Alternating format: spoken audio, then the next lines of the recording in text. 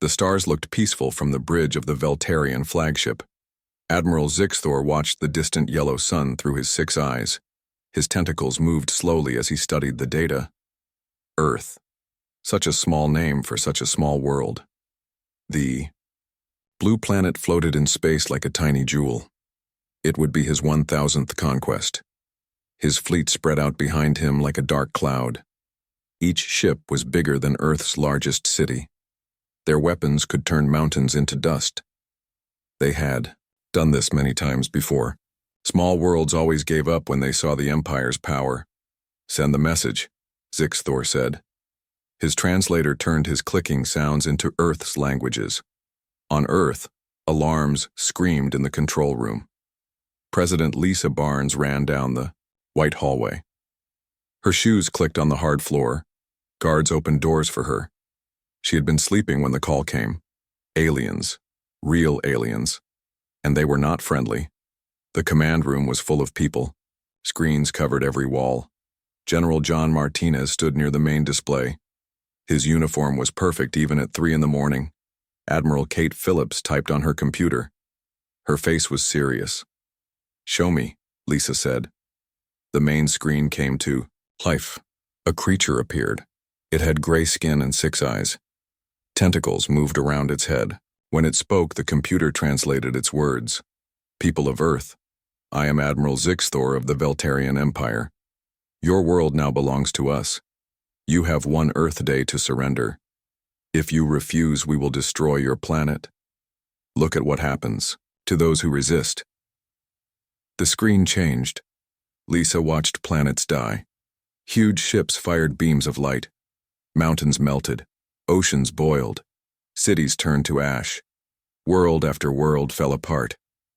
The screen showed at least 20 dead planets. "My God," Lisa whispered. "Madam President, what are your orders?" John asked. Lisa looked at her advisors. They all knew Earth's military could not win. Not against ships that big. Not against weapons that strong. "How long until they reach Earth?" she asked. 3 days if they move fast. 5 if they wait for our answer," Kate said. "Get me the moon base. Now." Far from Earth, hidden under the moon's gray dust, Commander Sam Torres watched the same message. But he smiled. Luna Base was not just a research station. It was humanity's biggest secret, finally, Sam said. 50 years of waiting. "Sir?" Lieutenant Amy Wilson looked confused. "Send the signal. Wake up the fleet. It's time." Sam walked to the window. Outside, the moon's surface looked empty, just rocks and dust. But he knew what lay beneath. Hundreds of ships, thousands of weapons, millions of tons of steel and technology. Project Exodus was about to wake up. Back on Earth, Lisa met with her inner circle. They sat around an old wooden table. The room had no windows, no cameras, no recording devices. "Tell me about Exodus," Lisa said. General John opened a black folder. "We started building after we heard the first alien signals in 1974. We knew someone was out there. We knew they might not be peaceful." "How many ships?" Lisa asked. 800 hidden in the moon, Mars, and the asteroid belt. "We reverse-engineered technology from the Roswell crash. Then we improved it." Lisa nodded. She had learned about Exodus when she became president. It still seemed impossible. A secret space navy, built over 50 years, hidden from the world. "Can we win?" she asked. Admiral Kate spoke up. "Their ships are bigger, but size isn't everything. We have advantages they don't expect." "Like what?" "They think we're primitives. They expect fear and surrender. They don't expect quantum drives, dark matter weapons, or AI battle systems. They don't expect us to fight smart." "And the virus?" Lisa asked. Dr. Tom Green answered. He was the head of the Cyber Warfare Division. "Ready? 50 years of studying their signals taught us their computer language. When they connect to our networks, we'll be inside their systems." The room fell silent. Outside, the world slept. People went to work, ate dinner, watched TV. They had no idea alien ships waited at the edge of the solar system. "What about our response?" John asked. "They expect an answer in 24 hours. Lisa stood up. "We give them what they expect. Complete surrender. Let them think we're weak. Let them come closer." "Ma'am?" Kate looked surprised. We need them overconfident. Split their fleet. Get them in range of our weapons. Sam, how long to activate the Ghost Fleet? Sam's voice came through the speaker. 12 hours for basic systems. 24 for full combat readiness. Do it. John, prepare a surrender message. Make it convincing. Cry if you have to. Yes, ma'am. Kate, move our visible military forces. Make it look like we're standing down, but have them ready to support. The Ghost Fleet. Understood. Tom, can the virus work both ways? Can we use their own weapons against them? Tom smiled. Already working on it. Their dreadnoughts will make excellent additions to our fleet. Lisa looked at each person. These were the people who would save Earth, or watch it die. One more thing, she said. If this fails, if we lose, activate the colony ships. At least some humans will survive among the stars. The meeting ended. Lisa walked to her office alone. She looked at pictures on her desk. Her husband, her children, her parents. 7 billion people depended on her choices. In space, Zixthor waited for Earth's answer. His species had conquered worlds for 10,000 years. They had never lost. Small planets always surrendered. The math was simple. One planet could not fight an empire. He looked at Earth again. Blue oceans, white clouds, green and brown land. It would make a good farming world. Humans would make useful workers. They always did. Admiral, his assistant clicked. The humans are moving their ships. Show me. The screen displayed Earth's navy. Tiny ships compared to the Empire's fleet. They were returning to ports. Pilots left their planes. Soldiers put down their weapons. They are wise, Zixthor said. Prepare the occupation force. We will take the planet intact. But on Luna Base, technicians worked without rest. Massive doors opened under the moon's surface. Ships that had waited 50 years began to power up. Weapons charged, engines tested. Crews took their positions. Captain Mike Davis sat in the command chair of the battleship Independence. The ship was 5 times bigger than any vessel Earth officially owned. Its hull was black as space, its weapons could crack moons. All systems green, Captain, his first officer reported. Good. How many ships are ready? 200 so far. More coming online every hour. Mike smiled. The aliens wanted Earth's surrender. They would get something very different. In the asteroid belt, more ships woke up. Hidden inside hollowed rocks, humanity's real fleet prepared for war. They had names like Vengeance, Defiance, and Liberty. Their crews had trained in secret for years. Children of military families who disappeared into space programs that did not exist. The Veltarian Empire counted down the hours. They expected tears and pleas for mercy. They had seen it 1,000 times. Small worlds always broke when faced with the Empire's might. But Earth was not like other worlds. Humans had spent 50 years preparing for this day. They had studied every alien signal, learned from every piece of crashed technology, built weapons in the dark. The Empire threatened Earth. They expected surrender. What came instead would change the galaxy forever. The countdown continued. 20 hours, 15, 10. Earth's official surrender was coming, but so was humanity's real answer. And it would be delivered by warships, not words. The Earth's surrender message played across the galaxy. Ambassador Paul Johnson stood in front of cameras. His eyes were red. His voice shook. He looked like a broken man. To the great Veltarian Empire, Paul began. His hands trembled as he read from the paper. Earth accepts your terms. We cannot fight your powerful fleet. We ask only for mercy for our children.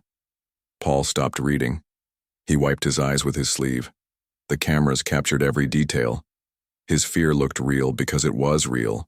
Not fear of the aliens, but fear that the plan might fail. We will obey. All commands, Paul continued. Our military forces are standing down. Our weapons are being destroyed. Please do not harm our people. We surrender completely. The message ended. Paul walked off camera and threw up in a trash can. Acting was not his strong skill, but the fear of 7 billion deaths made his performance perfect. In space, Admiral Zixthor watched the message 3 times. His tentacles moved with satisfaction. Humans were weak, just like intelligence reports said. They built primitive rockets, they fought wars with chemical explosives. They still hadn't colonized their own moon properly. Analysis? Zixthor asked his science officer. The human stress patterns match genuine fear, Admiral. Heart rate, voice patterns, chemical markers in their sweat. It's real surrender. Their military movements? All ships returning to ports, aircraft grounded. Their nuclear weapons are being dismantled. Soldiers are leaving their bases. Zixthor made the clicking sound that meant joy in his species. Another easy conquest. The Empire's record remained perfect. Move the fleet to Phase 2. Send the occupation forces to Earth. Leave only the 10th Squadron to guard the outer system. Yes, Admiral. The massive Veltarian fleet split apart. 900 ships moved toward Earth. Only 100 stayed at the edge of the solar system. It was standard procedure. Why waste fuel keeping the whole fleet together? On Mars, hidden under red sand and rock, Admiral Mary Rodriguez watched the alien fleet separate. Her command center looked like something from science fiction movies. Screens showed every ship, every movement, every signal. They took the bait, she said, just like the profile predicted. Admiral, all Ghost Fleet units report ready, her aide reported. 812 ships at full combat status. Mary nodded. 50 years of study had taught them about the Veltarian Empire. They were arrogant. They followed patterns. They had won too many easy wars. That made them predictable. Signal all ships. Execute Phase 2 of Trojan Horse. God help us all. Deep in the asteroid belt, Captain Amy Chen powered up her destroyers. Weapons. The ship was hidden inside a hollow asteroid. From outside, it looked like just another space rock. Inside, it was a predator waiting to strike. All stations report, Amy ordered. Weapons hot, shields at maximum. Quantum drive ready, her weapons officer said. Good. Remember, we hit communication ships first. Without comms, their fleet becomes a mess. Her crew nodded. They were young, most in their 20s. They had trained for this their whole lives. Their parents had built these ships. Now the children would use them. On Earth, the show continued. President Lisa Barnes made public statements about cooperation. Cities held peace rallies. The military made displays of decommissioning weapons. It all looked real on the news. But in hidden bunkers, the real military prepared. Soldiers checked weapons that officially didn't exist. Pilots sat in fighters that were supposed to be museum pieces. Earth's visible surrender hid its invisible resistance. Dr. Tom Green typed code in his underground lab. His team had created something special, a computer virus built from 50 years of alien signal analysis. It would turn the Empire's own systems against them. Status? Tom asked his team. The virus is embedded in our surrender signals. When they connect to download our databases, we'll own their systems. Beautiful. How long until activation? 6 hours, maybe less if they're greedy for our data. Tom smiled. The Empire wanted Earth's submission. They would get Earth's Trojan horse instead. In space, the Veltarian occupation fleet moved closer. Commander Vectal led the advance force. His job was simple. Land troops take control of governments, begin resource extraction. He had done this 90 times before. Commander, his sensor officer clicked. The humans are transmitting their full database. Military codes, government files, everything. Download it all. The Empire will want to study this primitive species. Yes, Commander, beginning download. The alien computers connected to Earth's networks. Terabytes of data flowed into their systems. Hidden in the code, Tom's virus spread like wildfire. It was elegant. It was invisible. It was deadly. On Luna Base, Commander Sam Torres watched the countdown. 4 hours until the aliens reached Earth orbit. His people were ready. The Ghost Fleet was ready. But timing was everything. Sam. President Barnes's voice came through, his headset. Are you ready? Ready, Madam President. Give the word and we'll show them what humans can do. Wait for my signal. Let them get comfortable. Let them think they've won. Understood. Captain Mike Davis ran final checks on the Independence. The battleship's weapons could hit targets from further away than the aliens expected. Its shields used technology the Empire had never seen. Its engines could jump through space in ways that broke known physics. Captain, his science officer said, I'm reading quantum signatures. Our AI predictions were right. Their shields have a frequency gap we can exploit. Excellent. Pass that data to the fleet. The information spread through humanity's secret network. Every ship updated their targeting systems. Every weapon calibrated for maximum damage. The Empire's technology was advanced but predictable. Humans had found the cracks. Ambassador Paul Johnson continued his performance. He met with alien communication officers. He bowed.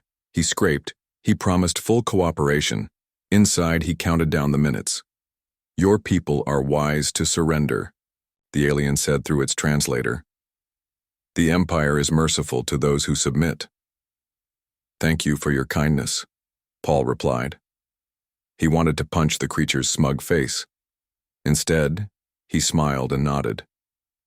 The alien fleet moved into the inner solar system. They passed Jupiter's moons without scanning them carefully. Why would they? The humans had surrendered. The war was over before it started. But inside Europa and Ganymede, human destroyers waited. Their crews watched alien ships pass by. Weapons, locked on targets. Fingers rested on triggers. But they waited. The trap wasn't ready yet. Admiral Zixthor relaxed in his command chair. Another bloodless victory. His reputation would grow. Maybe he would get a promotion. Governing this Earth sector would be a comfortable retirement, Admiral, his aide reported. The humans have provided their entire history. Their wars, their technology, their weaknesses. They hide nothing.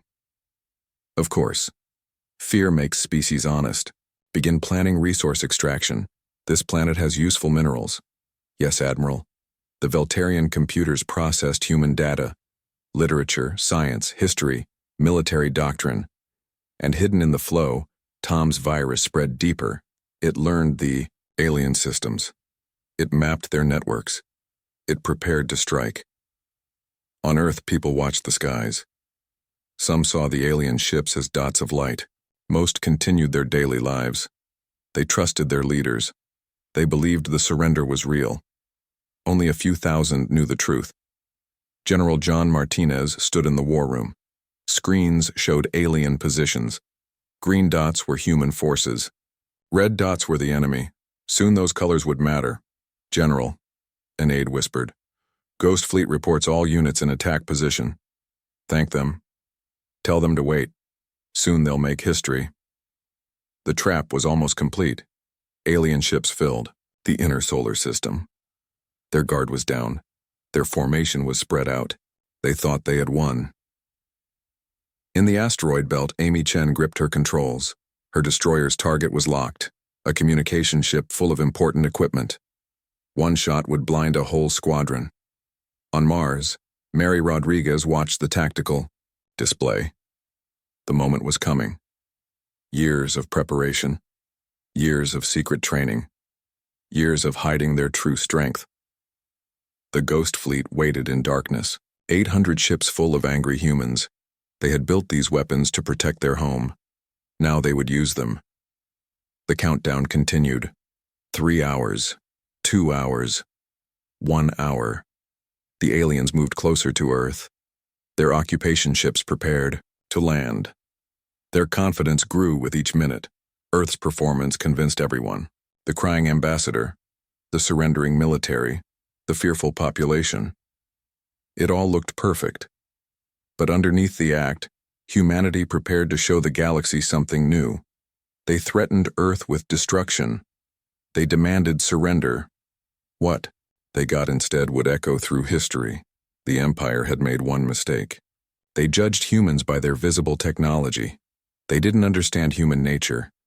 When threatened, humans didn't just surrender. They got creative. They got angry. They got even. The timer counted down. The trap was set. The Ghost Fleet was ready. Soon the galaxy would learn why threatening Earth was the worst mistake the Veltarian Empire ever made. The attack began at midnight Earth time. Captain Amy Chen fired first.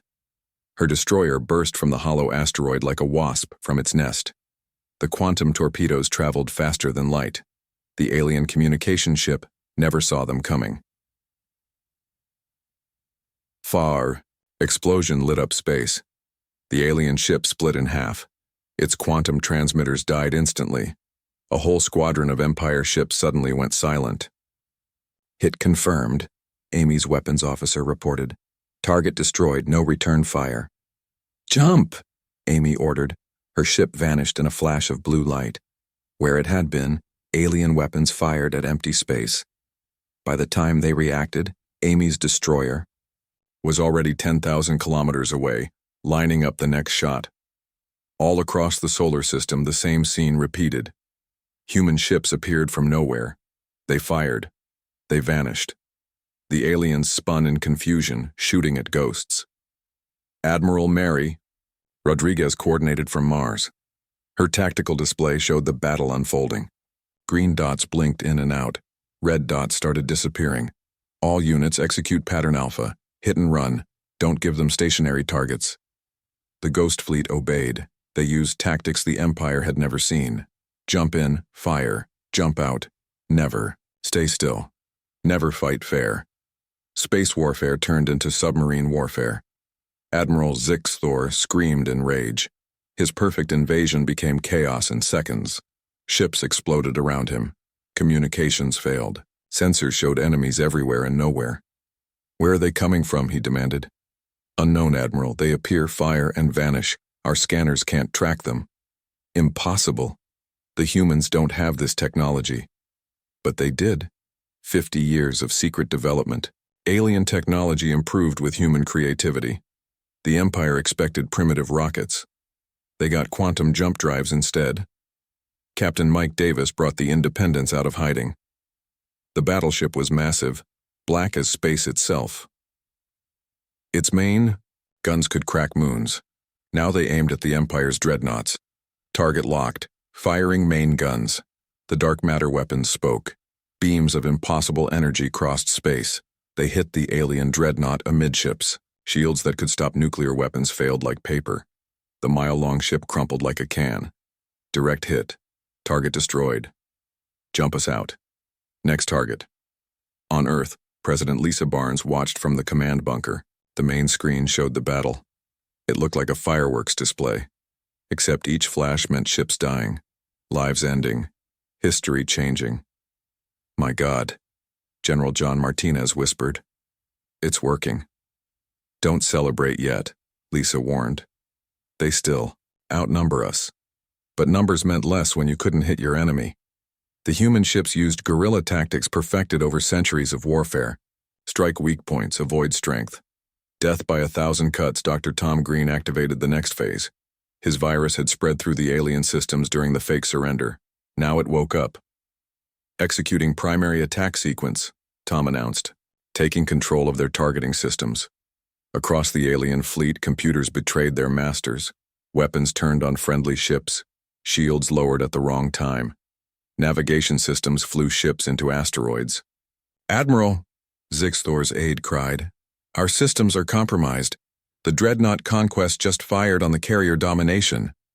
Shut down all network connections. I can't. The system won't respond. The Empire's technology became their weakness. Everything was connected. Everything was automated. When the virus took control, it took everything. Near Jupiter, Captain Bob Miller sprang his trap. The gas giant's radiation had hidden his cruiser squadron. Now they struck at the Empire's supply. All ships target their fuel tankers. Without fuel, their fancy ships are just metal coffins. 20 cruisers fired at once.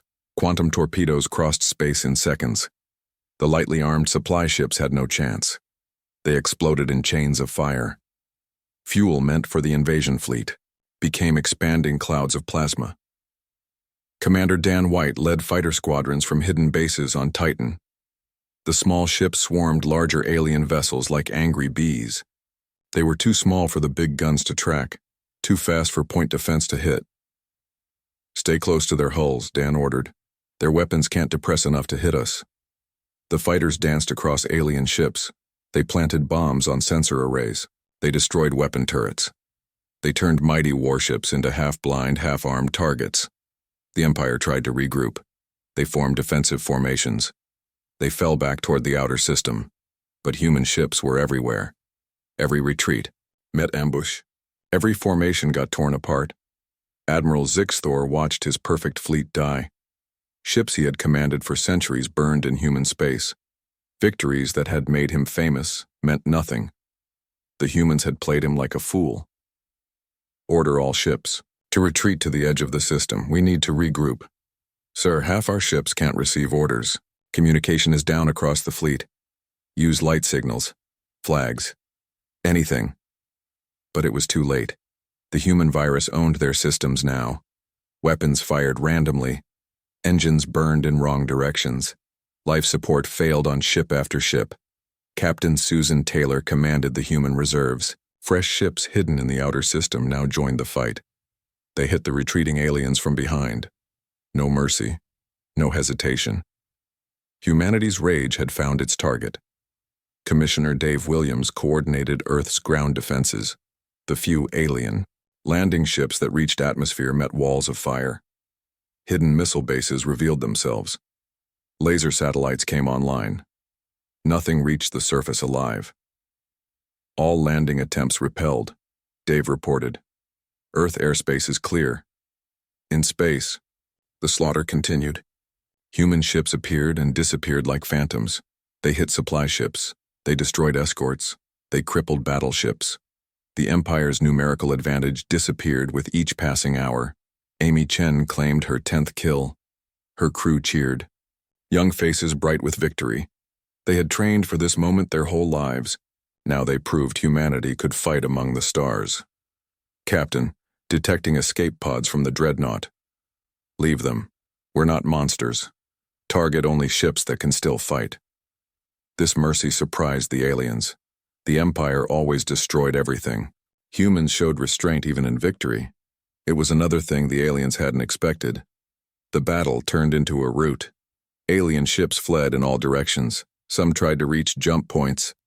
Others just ran blindly. Fear replaced arrogance. Panic replaced order.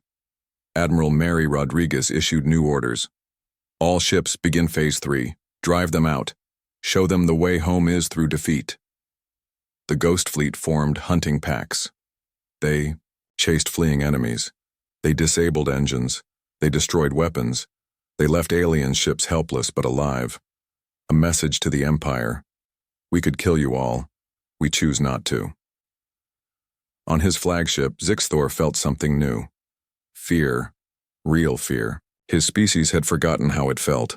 Now it filled his mind like ice water. How many ships do we have left? 200 still fighting. 300 disabled. The rest? Gone. Gone. 600 ships. Hundreds of thousands of lives. The Empire's greatest defeat ever, all because they underestimated the humans. Earth's media started getting real reports. The fake surrender revealed as strategy. Hidden fleets defending the planet. Humanity winning its first space war. People celebrated in the streets. Fear turned to pride. Pride turned to hope. But in space, the battle wasn't over. The hardest part remained. Ending it without destroying everything. Showing the galaxy that humans could win and show mercy. That Earth was strong but not cruel. Captain Mike Davis targeted Zixthor's flagship. The massive dreadnought was wounded but dangerous. Its main guns could still destroy cities. It had to be stopped. Admiral Rodriguez, requesting permission to engage enemy flagship. Granted, but try to take him alive. We need him to carry the message back. Mike smiled grimly. Understood. Independence moving to engage. The two giants faced each other in the void. The Empire's pride against humanity's determination. The old order against the new. The battle for Earth's future came down to two ships and the will of their crews. In the command bunker, Lisa Barnes watched her gamble play out. 50 years of secrets. Thousands of hidden ships. Millions of lives in the balance, all leading to this moment. The galaxy would remember this day. The day the Veltarian Empire learned that humans were not prey, they were predators, and they protected their own. The two flagships faced each other near Saturn's rings. Admiral Zixthor's dreadnought was 3 miles long, bristling with weapons. Captain Mike Davis commanded the Independence, smaller but deadlier. The old empire against the new power. Mike studied his enemy. The alien ship leaked atmosphere from dozens of holes. Its shields flickered, but its main guns still worked. One good hit could destroy the Independence. All hands, battle stations. This is it. His crew moved with practiced skill. They had trained for this day since childhood. Their parents built this ship. Now the children would use it to defend Earth. On the alien bridge, Zixthor felt his tentacles shake. Never in 10,000 years had the Empire faced real defeat. His 6 eyes watched the human ship. It looked primitive, but it had destroyed his fleet. Target their engines, he ordered. If we can't win, we'll take them with us. The dreadnought's guns swung toward Independence. Energy built up in the barrels. Enough power to crack a moon. Zixthor gave the order to fire, but Mike was ready. Quantum jump now. Independence vanished. The alien weapons fired at empty space. Before Zixthor could react, the human ship appeared behind him, at point-blank range. Fire everything. Independence unleashed hell, dark matter beams, quantum torpedoes, railgun rounds. The alien ship's rear shields collapsed. Armor meant to stop asteroids melted like butter. Jump. Again, Independence vanished. The aliens spun their ship, searching. Their sensors showed nothing. The humans had technology that shouldn't exist. Near Jupiter, Captain Bob Miller executed the next phase. His cruisers had captured several alien supply ships intact.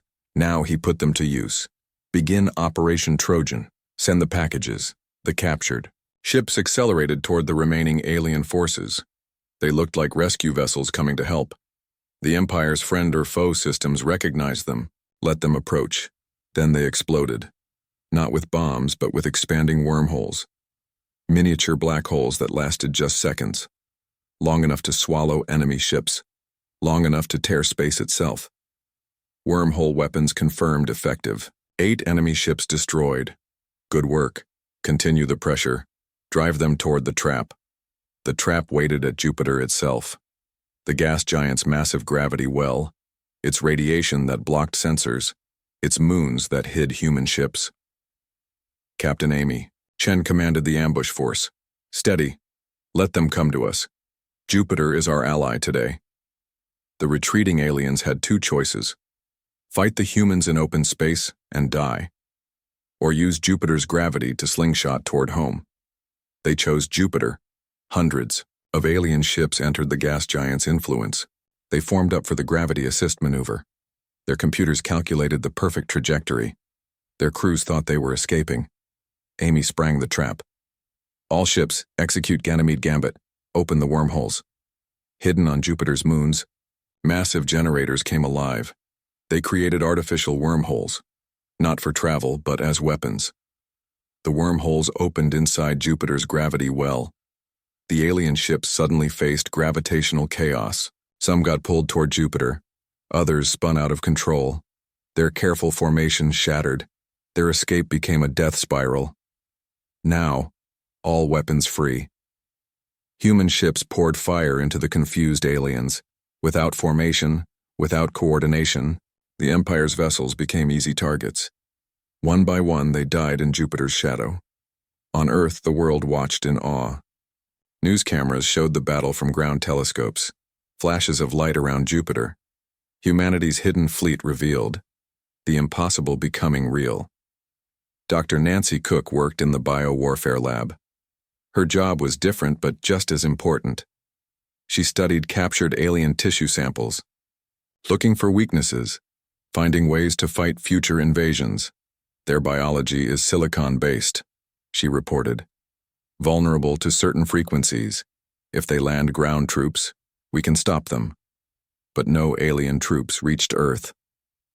The space battle turned too quickly. What started as invasion became desperate retreat. The hunter became the hunted. In the asteroid belt, fresh human ships joined the fight. These weren't military vessels. They were mining ships, converted freighters, anything that could mount weapons. Civilians who refused to let others defend their home alone. Captain Fred Jones commanded a converted ore hauler. His weapons were basic, his shields were weak, but his determination was steel. This is for Earth, boys. Make every shot count. His motley fleet engaged alien stragglers. They fought with courage over skill. They took losses but kept fighting. They showed the galaxy that all humans would defend their world. Back at the main battle, Mike Davis continued his duel with Zixthor. The alien dreadnought was dying. Half its weapons were gone. Its engines sputtered. But Zixthor refused to surrender. "Admiral, we must retreat," his aide begged. "The battle is lost." No, the Empire does not run. But the Empire was running. Ships fled in all directions. Some made it to hyperspace. Most didn't. Human ships were everywhere, appearing from nowhere, vanishing before retaliation.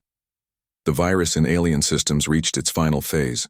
Dr. Tom Green activated the kill switch. Across the alien fleet, critical systems failed. Life support, navigation, weapons. The Might Empire's technology betrayed them completely. "Their fleet is helpless," Tom reported. "We can destroy them all or show mercy. Your choice, Madam President." Lisa Barnes made the hardest decision of her life. Disable their weapons, damage their engines, but let them limp home. The galaxy needs to know we're strong, not monsters. The order spread through the fleet. Human weapons became surgical tools. They crippled but didn't kill. They defeated but didn't destroy. It was mercy the Empire never showed its victims. Commander Dan White led fighter squadrons in the final sweep. They cleared space around Earth. They chased away the last threats. They secured humanity's first victory among the stars. Earth space is clear. No active enemy vessels in the inner system. Cheers erupted in command centers, on ships, in bunkers, on Earth itself. The impossible had happened. A single planet had defeated a galactic empire, but the symbolic battle remained. Mike Davis closed with Zixthor's flagship. The alien admiral had one choice: surrender or die fighting. His pride warred with his survival instinct. "Admiral Zixthor," Mike broadcast, "your fleet is defeated. Your invasion failed.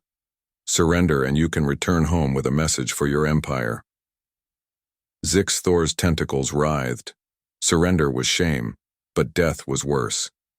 His species needed to know what happened here. Needed to understand humans were not prey. "I accept your terms." The words hurt more than weapons. The Empire's greatest admiral surrendering to primitives. Except they weren't primitive. They were something new. Something dangerous. Independence moved alongside the crippled dreadnought. Marines in advanced combat suits boarded. They found aliens defeated in spirit as well as battle. The Empire's confidence was shattered.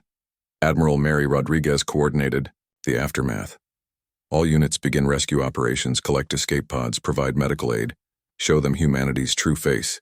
The Ghost Fleet transformed from predators to rescuers. They saved alien lives. They repaired life support systems. They showed mercy to the defeated. Another surprise for the Empire. President Lisa Barnes prepared her broadcast, not just to Earth, but to the galaxy. The first human message to reach beyond the solar system. Words that would echo through history. Citizens of Earth, beings of the galaxy. Today, humanity joined the cosmic community, not as subjects but as free people. We were threatened with destruction. We answered with determination. The message continued. Offering friendship to peaceful species. Warning to would-be conquerors. Earth was open to the galaxy, but would defend itself against any threat. In space, the defeated alien fleet gathered its survivors. Ships that could still move helped those that couldn't. They prepared for the long journey home. Their mission failed. Their pride broken. Their empire changed forever. Captain Susan Taylor took custody of Admiral Zixthor. The alien leader would return home with a message. Earth was not for conquering. Humans were not for enslaving. The galaxy had a new power. As the alien fleet limped away, humanity's ships emerged from hiding, hundreds of them, from the moon, from Mars, from asteroids and moons. The Ghost Fleet showed its true size. The Empire had threatened Earth expecting surrender. Instead, they found warriors. They demanded submission. They received defeat. The galaxy's balance of power shifted in a single day. Commissioner Dave Williams began planning the next phase. Earth Space Force, permanent defenses, trade with friendly species. Humanity's real journey into space was just beginning. The capture pod felt small to Admiral Zixthor. He had commanded ships bigger than Earth cities. Now he sat in a room barely large enough for his tentacles.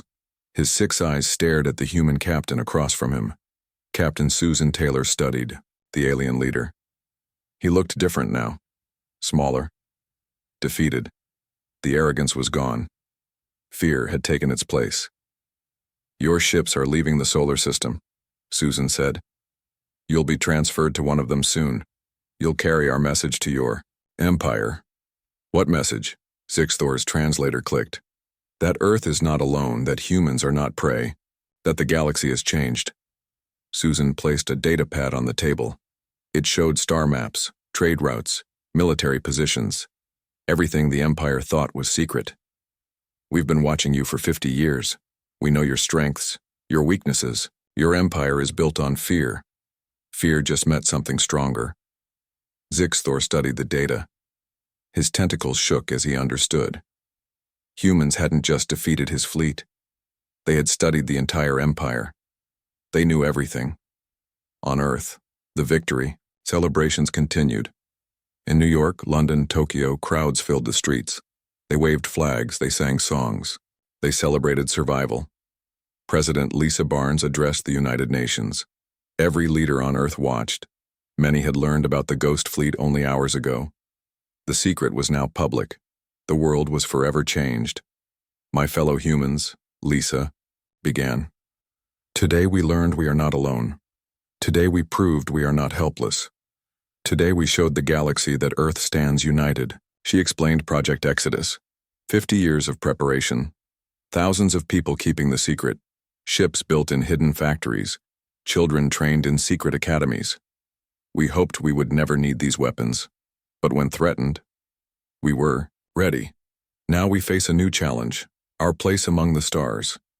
In space, the cleanup began. Human ships collected debris. They rescued survivors from damaged alien vessels. They secured abandoned technology. Every piece was valuable. Every system could teach them something. Commissioner Dave Williams took charge of Earth's new Space Force. The Ghost Fleet became official. Secret bases opened their doors. Hidden shipyards increased production. "We need more ships," Dave told his staff. "The Empire will return, or others will come. Earth must be ready." Construction began immediately. New designs incorporated captured alien technology. Human creativity improved Empire engineering. The next generation of ships would be even deadlier. Dr. Nancy Cook led the xenobiology team. They studied alien prisoners, not to harm but to understand. Different species had different needs. If Earth wanted alien friends, they needed to help them properly. "Their silicon biology is fascinating," Nancy reported. "We can synthesize food for them, make proper medical supplies, show them humanity cares about life." The prisoners noticed the difference. The Empire treated captives as slaves. Humans treated them as guests, fed them, healed them, talked to them.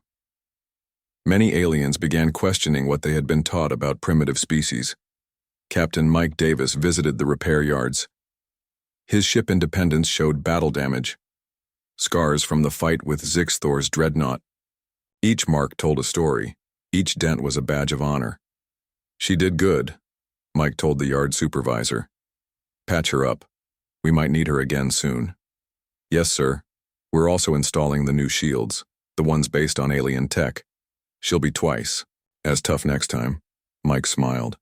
Humans were already improving on alien technology, taking the best, making it better. The Empire's advantage was disappearing fast. In deep space, the alien fleet regrouped. 300 ships out of 1,000, most heavily damaged, all demoralized. They formed up for the long journey home. Admiral Zixthor transferred to his damaged flagship. His officers looked broken, their confidence shattered. The Empire's greatest fleet defeated by one planet. Set course for home space, Zixthor ordered. Maximum speed. Sir, what will we tell the Emperor? Zixthor's tentacles drooped. The truth. That we found warriors where we expected victims. That the humans were ready. That the galaxy has a new power. The alien fleet jumped to hyperspace. They carried news that would shake the Empire. A species that fought back, a world that won, an example for every conquered planet. On Earth, President Barnes met with world leaders. They planned humanity's future, not as separate nations but as one species. The alien threat had united Earth like nothing before. We need a world government, the Japanese Prime Minister said. For space matters at least. We can't face the galaxy divided. Agreed, said the European president. United Earth. One voice to the stars. They worked through the night, creating new structures, new laws, new ways for humanity to act as one. The United Earth government was born, separate nations for local matters, one voice for space. Dr. Tom Green dismantled his virus laboratory. The cyber weapon had served its purpose. Now he turned to defense. Creating shields against alien hacking, protecting Earth's networks. We surprised them once. They'll adapt. We need to stay ahead. His team worked on quantum encryption. Unhackable communications. Computer systems that couldn't be turned against Earth. The next battle would be different. Both sides would be ready. 3 days later, the first alien signals arrived. Not from the Empire, but from its subjects. Conquered worlds that heard about Earth's victory. Species living under Empire rule for centuries. Earth vessel, this is Kelta Prime. We hear you defeated the Empire. Is this true? Commissioner Dave Williams took the call personally. This is Earth Space Command. Yes, we defeated their invasion fleet. Who are you? We are slaves of the Empire, but we dream of freedom. Can you help us? Dave looked at his staff. This was unexpected, but also an opportunity. Earth couldn't free the galaxy alone, but they could start something. We're transmitting data on jump drive technology. Build your own ships. Defend yourselves. Earth stands with any who seek freedom. The message spread across the galaxy, whispered in slave quarters, shared in hidden meetings. Earth had shown it was possible. The Empire could be beaten. Within weeks, rebellions started on dozen worlds. The Empire faced threats everywhere. Their military was stretched thin. Their confidence was shaken. Their slaves smelled freedom. Captain Amy Chen commanded Earth's first diplomatic mission. Her destroyer, now painted white instead of war black, carried ambassadors to neutral worlds. Species that stayed independent from the Empire. The Vegan Confederation welcomes Earth, the plant-like alien said. We have watched the Empire's growth with fear. Your victory gives us hope. Earth seeks friends, not subjects, Ambassador, Paul Johnson replied. He had traded his fake surrender tears for real diplomacy. Together we can ensure no empire threatens free worlds again. Alliances formed quickly. The galaxy's balance shifted daily. The Empire's 1,000-year rule crumbled. All because they threatened the wrong planet. In the Sol system, defenses grew daily. Orbital fortresses around Earth, shipyards at Mars, mining operations in the asteroids. Humanity expanded rapidly. Admiral Mary Rodriguez commanded the new fleet. Not ghost ships anymore, but proud vessels of the Earth Space Navy. They patrolled the solar system. They escorted merchant ships. They showed the flag to visiting aliens. Remember, Mary told her captains, we're not conquerors. We're protectors. We defend freedom. We help those who need it. We're humanity's best face to the galaxy. 6 months after the battle, Admiral Zixthor stood before the Veltarian Emperor. The throne room that once inspired fear now felt hollow. The Emperor's rage had cooled to calculation. So the humans were ready. They played us for fools. What do you suggest? Leave them alone, Majesty. Focus on holding what we have. The humans have started something. Rebellion spreads. We need our forces elsewhere. The Emperor's tentacles moved slowly. Perhaps you're right. Earth is one world. We have thousands. Let them have their victory. For now. But the Emperor didn't understand. Earth wasn't done. Humanity had tasted the stars. They had friends among the oppressed. They had technology that grew daily. They had the one thing the Empire feared most. Hope. President Lisa Barnes stood on the observation deck of Space Station, Freedom. Below her, Earth turned slowly, blue and white and beautiful. Safe now. Protected. Free. Madam President, an aide said, the Andromedan delegation has arrived. They want to join the Free Worlds Alliance. Lisa smiled. 6 months ago, Earth stood alone.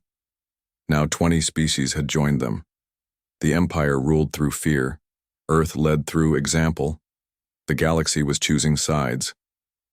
Show them in. Let's build a better galaxy together.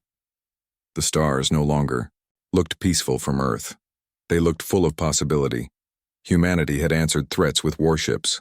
Now they answered friends with open hands. The galaxy would never be the same.